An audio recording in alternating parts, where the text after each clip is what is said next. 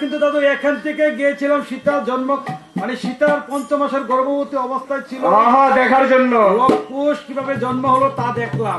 আর এখানে রেখে গিয়েছিলাম না দাদু ও যে সমন্ত নিমন্ত্রণ করতে গিয়েছে রমেশ মণিকে, বাবা এখানে আমরা রেখে গিয়েছিলাম। আচ্ছা এখানে ও রমেশ মণি কিভাবে বসে রয়েছে, তার মাথায় একখানা প্রশাসন। এখন সমন্ত মনে মনে করিল চিন্তা এ মণিকে যদি এমনি ভাবে জাগায় যদি উদ্দান্বিত হয়ে অবশ্যই দিয়ে বর্ষ করে দিতে পারে, তাহলে কি করা যায়? রাম নাম শোনাই। রাম নাম শোনাই। কিভাবে শোনাবে? কিভাবে শোনাবো?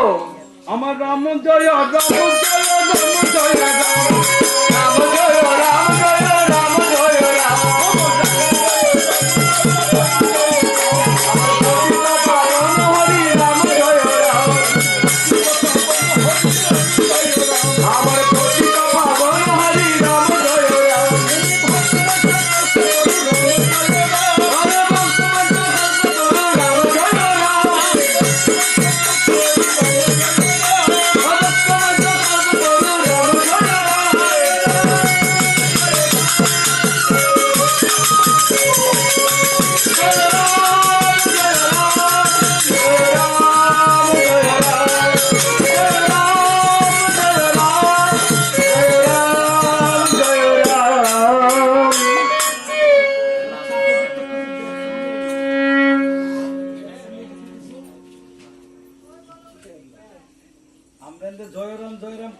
মাথা বাইরে রেখে গেছে। জয় রাম জয় রাম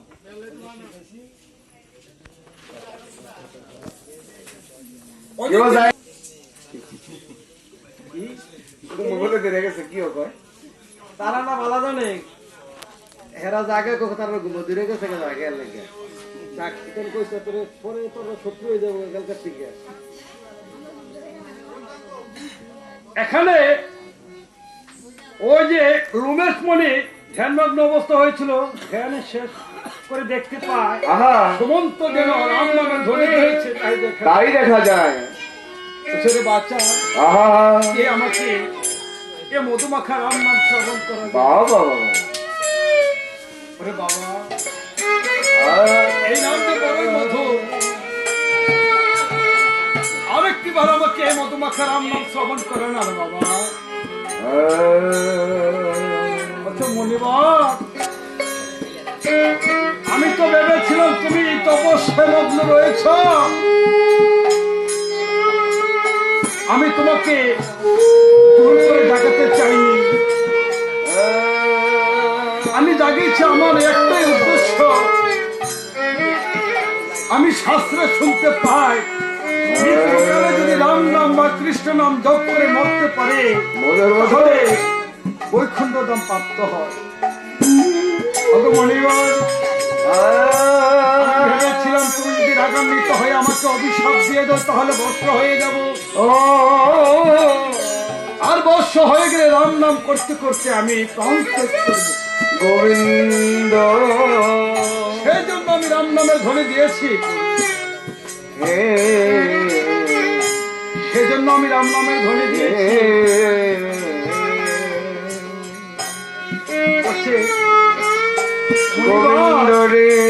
এত বাড়িঘর থাকতে বনের মধ্যে একটা বাংলা প্রশাসন মাথায় দিয়ে কেন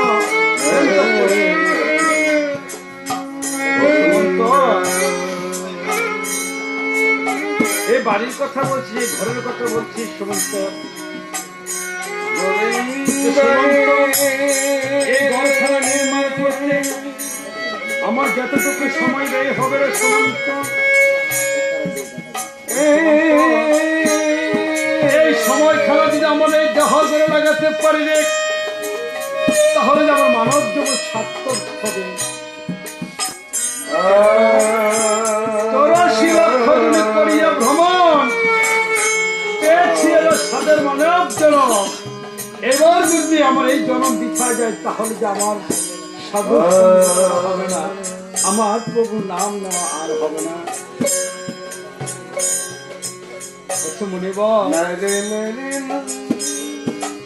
তুমি একই বলছো বলে সমন্ত তুই তো জানিস না সমন্ত। এমনি করে হা কৃষ্ণ প্রাণ গোবিন্দ বলতে বলতে যদি আমার এই প্রাণ ত্যাগ করতে পারি তাহলে আমার জীবন সার্থক হবে।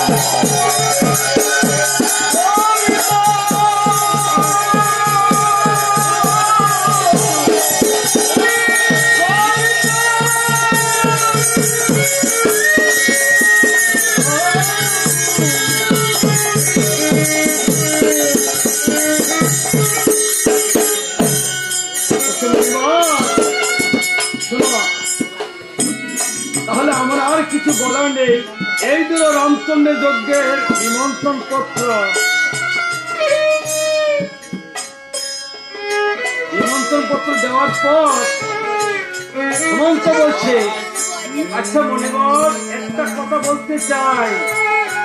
বলছে বল না, কি বলবি? বলছে মণিবর, আচ্ছা তুমি যে বলছো দুদিন তোমার আয়ু মরে যাবে। আচ্ছা তোমার আয়ুটা একটু বলবে? আহা, তোমার আয়ুখানি সেখানে দিতে পারবে আমাকে? বলছে তাহলে শোন। না, বলো বলো। তাহলে শোন, আমাদের মনুষ্যদের হ্যাঁ 8টা প্রহরে হ্যাঁ একটা দিবা হ্যাঁ। একটা রাত্র হয়। ও, একদিন এক রাত হলে তুমি মারা যাবে? আরে না বোকা, তাও মরবে না? আমাদের মনুষ্যদের 8টা প্রহরে একটা দিবা একটা রাত্র হয়। আচ্ছা, এমনি করে আমাদের মনুষ্যদের 15টা দিন একটা পক্ষ দেবে। 15 দিন পরে তুমি মরবে? কি? 15 দিন পরে তুমি মরবে? আরে না না না না, তাও মরতে না? দিদিরা 15 দিন গেলে কি হয়? একটা পক্ষতে পরিণত হয়।